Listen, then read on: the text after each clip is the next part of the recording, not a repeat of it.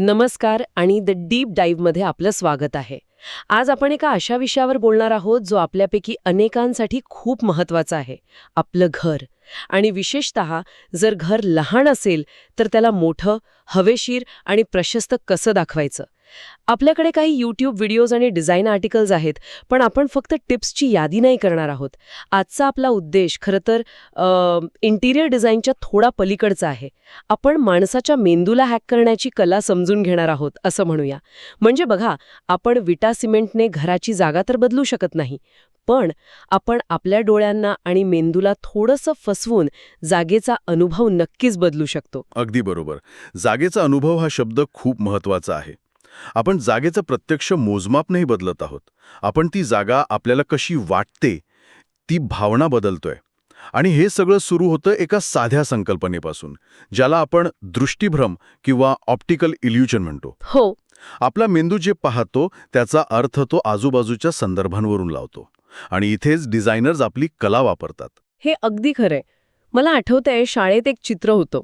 2 समान लांबीच्या रेषा, पण एका रेषेच्या टोकांना बाण आतल्या दिशेने होते आणि दुसऱ्याच्या टोकांना बाहेरच्या दिशेने. हो हो. आणि ती बाहेरच्या बाणांची रेषा नेहमीच जास्त लांब वाटायची. तर आपण आपल्या घराला मोठं दाखवण्यासाठी अशाच कोणत्यातरी मानसशास्त्रीय युक्त्या वापरणार आहोत, बरोबर? हो, अगदी.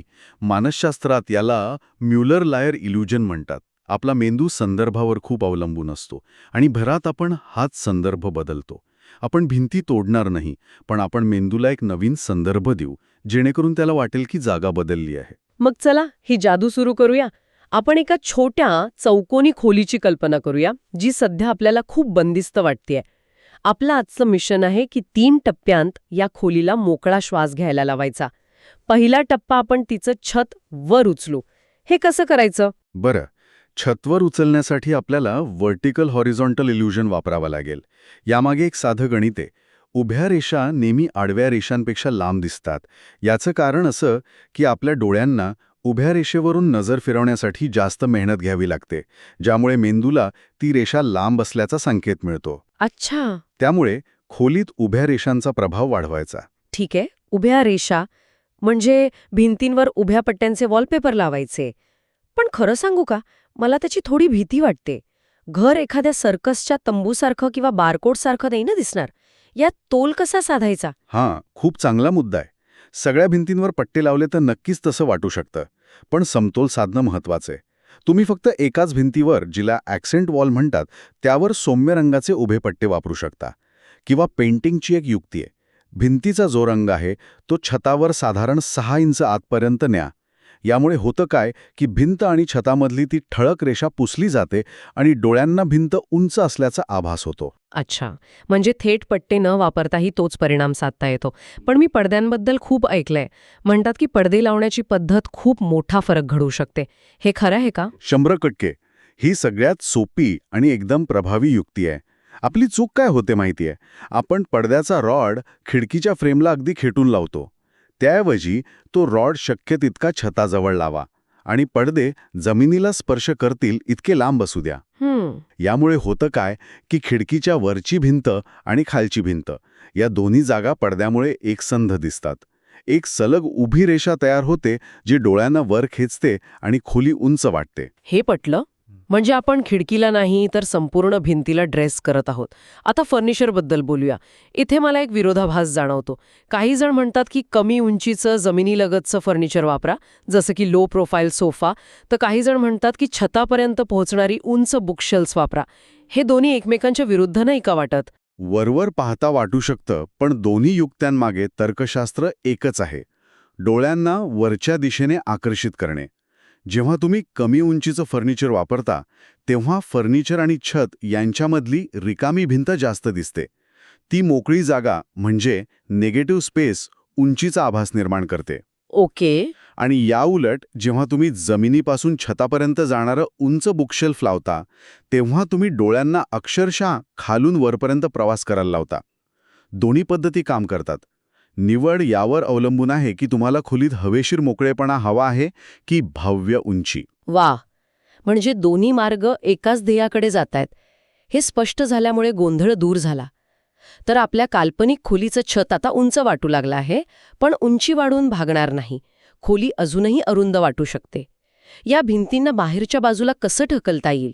मला वाटतं इथेच आरशांची जादू कामी येते, नाही का? अगदी बरोबर. आता आपण आपल्या मिशनचा दुसऱ्या टप्प्यात आलो आहोत, खोलीचा विस्तार करणे. आणि आरसे हे आपलं सर्वात शक्तिशाली शस्त्र आहे. पण आरसा म्हणजे फक्त प्रतिबिंब नाही. जेव्हा आपण आरशात पाहतो तेव्हा आपला मेंदू त्यात दिसणाऱ्या प्रतिमेला खरी जागा किंवा जागेचा विस्तार समजतो. त्यामुळे एका लहान खोलीत मोठ्या भिंतीवर आरसा लावला तर खोली अक्षरशः दुप्पट मोठी असल्याचा भास होतो. हे ऐकायला तर छान वाटतं, पण याचा अतिरेक होऊ शकतो का? मी काही ठिकाणी पाहिले जिथे आरसे चुकीच्या ठिकाणी लावल्यामुळे विचित्र वाटतं. म्हणजे जेवताना समोरच्या आरशात स्वतःला पाहत जेवावं लागतं, किंवा घरातल्या पसाऱ्याचं प्रतिबिंब पडून तो दुप्पट दिसतो. तर कुठे थांबायचं हे कसं ठरवायचं? तुम्ही अचूक मुद्दा मांडला. आरसा कुठे लावला आहे हे खूप महत्वाचं आहे. सगळ्यात उत्तम जागा म्हणजे खिडकीच्या समोरची भिंत. यामुळे खिडकीतून येणारा नैसर्गिक प्रकाश परावर्तित होतो आणि खोली उजळ आणि मोठी वाटते. दुसरं म्हणजे आरशात काय दिसेल याचा विचार करा. आरशात एखाद्या सुंदर पेंटिंगचं किंवा झाडाचं प्रतिबिंब दिसेल असं नियोजन करा. रिकाम्या भिंतीचं किंवा गोंधळाचं नाही. आणि हो, डायनिंग टेबलच्या समोर आरसा लावणं शक्यतो टाळावं. ते अनेकांना अवघडल्यासारखं वाटू शकतं. अच्छा, म्हणजे आरसा काय दाखवणार आहे याचा विचार करायचा. याच संदर्भात स्रोतामध्ये रिफ्लेक्टिव्ह फर्निचर असाही एक उल्लेख आहे, म्हणजे ज्या फर्निचरचा पृष्ठभाग चकचकीत असतो. अरे हो, आता मला आठवतंय. माझ्या एका मित्राच्या घरी एक चकचकीत पांढरं कॉफी टेबल आहे आणि मला नेहमी वाटायचं की त्यामुळे त्याची खोली इतकी उजळ का वाटते. तर हे त्यामागचं कारण आहे. बरोबर, ते कॉफी टेबल एका लहान आरशासारखं काम करते. ग्लॉसी किंवा लॅकर फिनिश दिलेलं फर्निचर, चकचकीत धातूचे दिवे किंवा काचेचं कपाट या सगळ्या गोष्टी प्रकाश परावर्तित करतात. त्या जागेत चमक आणि खोली दोन्ही आणतात. पण इथेही तोच नियम लागू होतो, समतोल. म्हणजे कसं? जर घरात प्रत्येक गोष्ट चकचकीत असेल तर ते घर नैसर्गिक आणि आरामदायक वाटण्याऐवजी एखाद्या शोरूमसारख्या थंड आणि कृत्रिम वाटू लागतं. तुम्हाला आमंत्रित करणारी चमक हवी आहे, डोळे दिपवणारी झगमग नाही. त्यामुळे काही मोजक्याच ठिकाणी अशा वस्तूंचा वापर करा. एक स्टेटमेंट पीस म्हणून ग्लॉसी कन्सोल टेबल किंवा काही मेटॅलिक डेकोरच्या वस्तू पुरेशा आहेत. हे महत्वाचं आहे. ठीक आहे, तर आपण आपल्या खोलीचं छत उंच केलं, आरसे आणि चकचकीत फर्निचर वापरून भिंती दूर ढकलल्या. आता खोली उंच आणि रुंद वाटतेय. पण ही सगळी मिळवलेली जागा दिसेनाशी होईल जर ती वस्तूंनी भरलेली असेल. आणि हे आपल्याला आपल्या मिशनच्या तिसऱ्या आणि शेवटच्या टप्प्याकडे घेऊन जातं, पसारा. पसारा हा लहान जागेचा सर्वात मोठा शत्रू का मानला जातो? ऊर्जा सुद्धा खातो. याला व्हिज्युअल क्लटर म्हणतात. जेव्हा प्रत्येक पृष्ठभाग वस्तूंनी भरलेला असतो तेव्हा आपल्या डोळ्यांना आणि मेंदूला आराम मिळत नाही. मेंदूला सतत ती माहिती प्रक्रिया करावी लागते, ज्यामुळे एक प्रकारचा ताण आणि गोंधळ निर्माण होतो. याउलट जिथे कमी पण निवडक वस्तू असतात ती जागा शांत, मोकळी आणि नियंत्रणात वाटते. इथे लेस इज मोर हे तत्व अगदी अचूक लागू होतं. हे मला पूर्णपणे पटतंय. गोंधळलेल्या खोलीत शिरल्यावर मनही अस्वस्थ होतं. मग या पसाऱ्यावर उपाय काय? वस्तू फेकून तर देऊ शकत नाही. त्यासाठी योग्य स्टोरेज हवं. व्हिडिओमध्ये बिल्ट इन स्टोरेजवर खूप भर दिला आहे. म्हणजे भिंतीत बसवलेली कपाटं. ती नेहमीच्या कपाटांपेक्षा वेगळी कशी काम करतात? खूप मोठा फरक आहे. जेव्हा तुम्ही एक वेगळं कपाट खोलीत ठेवता तेव्हा ते भिंतीपासून बाहेर येतं. ते जागेत एक अडथळा निर्माण करतं. डोळ्यांची नजर भिंतीवरून सरळ जात असताना तिथे थांबते. या उलट बिल्ट इन स्टोरेज म्हणजे ज्याची दारं भिंतीच्या पातळीत असतात ते भिंतीचाच एक भाग बनून जातं.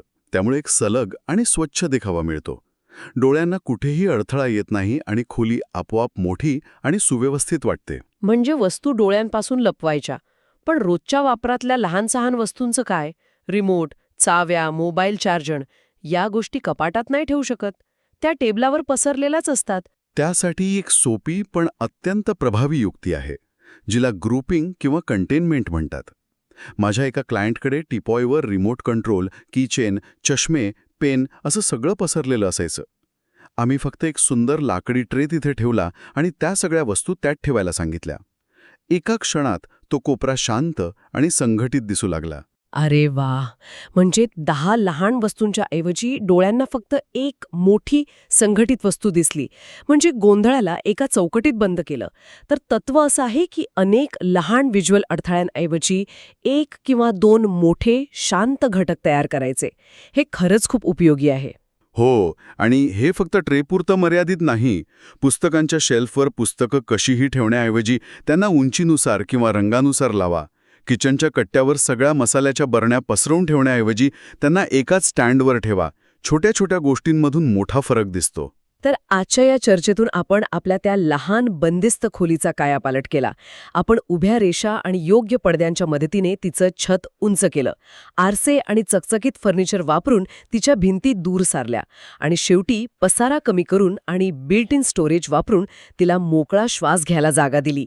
आणि हे सगळं करताना आपण एकही हातोडा वापरला नाही, फक्त आपल्या मेंदूच्या धारणेसोबत खेळलो. बरोबर. आणि यातून एक गोष्ट स्पष्ट होते की इंटिरियर डिझाईन हे फक्त सुंदर वस्तू आणून घरात ठेवणं नाहीये, तर ते आपल्या मानसिक स्थितीवर आणि जागेच्या अनुभवावर कसा परिणाम करतं याचं एक शास्त्र आहे. आपण आपल्या सभोवतालच्या वातावरणाला आकार देऊन स्वतःच्या भावनांना आकार देऊ शकतो. खरंच.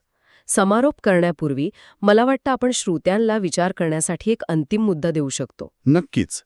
एक विचार असा आहे की आपण आज संपूर्ण वेळ जागा मोठी कशी दाखवायची यावर बोललो.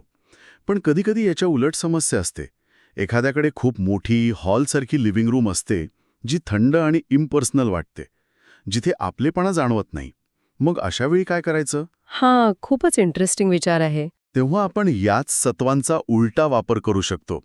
त्या मोठ्या खोलीला अधिक उबदार, जिव्हाळ्याची आणि स्वागतार्ह बनवण्यासाठी गडद रंगांचा वापर करून भिंतींना जवळ आणू शकतो. आडव्या पट्ट्या वापरून उंच छताला खाली आणू शकतो. फर्निचरचे गट करून मोठे क्षेत्र लहान, आरामदायक झोनमध्ये विभागू शकतो. म्हणजे जागा मोठी दाखवणं किंवा लहान आणि आरामदायक बनवणं, या दोन्हीसाठी साधनं तीच आहेत, फक्त उद्देश बदलतो. म्हणजे डिझाईनची ही तत्व म्हणजे चाकूच्या धारेसारखी आहेत. दोन्ही बाजूनी वापरता येतात. मोठ्या जागेला अधिक मानवी आणि आपुलकीचं बनवण्यासाठी याच युक्त्यांना उलट्या दिशेने वापरणे. हा विचार नक्कीच पुढील शोधासाठी एक नवी दिशा देऊ शकतो. आजच्या या सखोल चर्चेसाठी खूप खूप धन्यवाद.